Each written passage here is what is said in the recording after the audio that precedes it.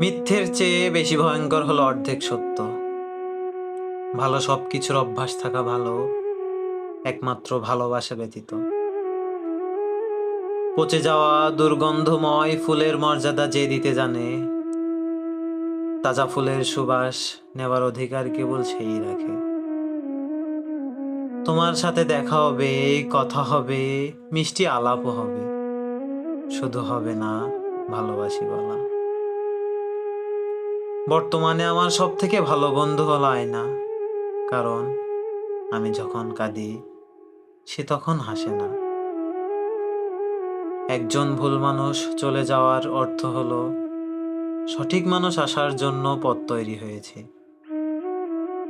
এক জীবন একসাথে থাকার পরিকল্পনা করা মানুষগুলো শেষমেশ দুটো শীতও একসাথে থাকে না।